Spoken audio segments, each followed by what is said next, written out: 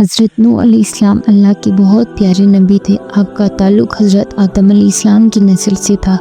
جب حضرت نوح علیہ السلام کو نبوت ملی، اس وقت کے لوگ راہ راست سے بھٹک چکے تھے۔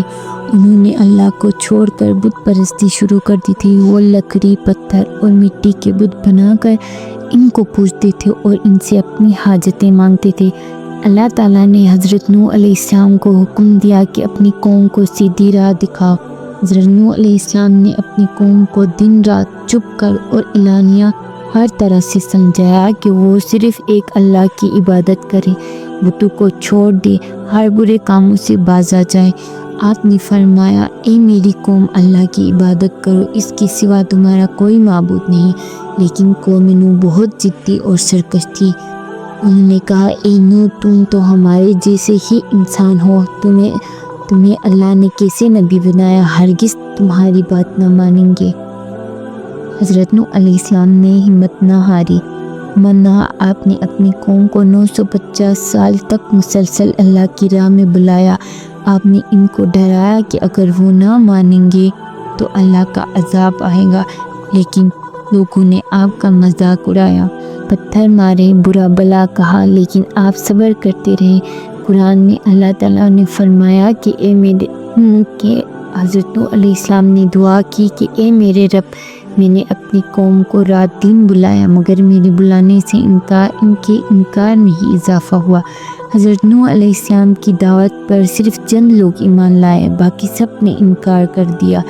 ایمان والوں نے زیادہ تر غریب اور کمزور لوگ تھے۔ سردار اور امیر کہتے، ہم کیسے تمہارا ساتھ دیں جبکہ تمہارے ماننے والے تو غریب اور حقیر ہیں۔ آخر کار اللہ تعالیٰ نے حضرت نوح علیہ السلام کو وحی بھیجی، اے نوح، اب تمہارے لوگ ہرگز ایمان نہ لائیں گے، ان کی پرواہ نہ کرو اور میری نگرانی میں ایک کشتی بناؤ۔ حضرت نوح علیہ السلام نے لکڑیاں جمع کی اور ایک بہت بڑی کشتی شروع کی۔ لوگ آتے اور ہنستے کہ اے نوح، تم جنگل میں کشتی بنا رہے ہو، یہاں پانی کہاں ہے؟ لیکن حضرت نوح علیہ السلام نے کوئی جواب نہ دیا اور اللہ کے حکم کے مطابق کام کرتے رہے۔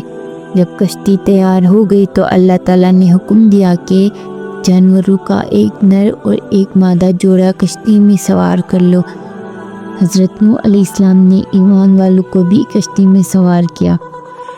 پھر اللہ کا عذاب آیا، آسمان سے تیز بارش برسنے لگی، زمین سے پانی ابل پڑا، دریا کا پانی بڑھ گیا۔ جو لوگ کشتی میں تھے وہ محفوظ رہے، باقی سب لوگ ڈوب گئے، حتیٰ کہ حضرت نوح علیہ السلام کا ایک بیٹا بھی نافرمان تھا۔ حضرت نوح علیہ السلام نے اسے کشتی میں آنے کو کہا، مگر اس نے کہا، میں پہاڑ پر چڑھ جاؤں گا اور بچ جاؤں گا، لیکن پہاڑ بھی نہ بچا سکے اور وہ بھی ڈوب گیا۔ کشتی کئی دن تک پانی میں تیرتی رہی۔ آخر کار اللہ کے حکم سے زمین نے اپنا پانی نگل لیا اور آسمان نے بارش روک دی۔ پانی کے کم ہوتے ہوتے پانی ختم ہو گیا۔ کشتی ایک پہاڑ پر جا کر ٹھہر گئی، جسے جودی پہاڑ کہتے ہیں۔ حضرت نوح علیہ السلام اور ان کے ساتھیوں نے کشتی سے باہر نکل کر اللہ کا شکر ادا کیا، اس نے انہیں بچا لیا۔ پھر حضرت نوح علیہ السلام نے اپنی قوم کی نئی ہستی بسائی اور اللہ کی عبادت شروع کر دی۔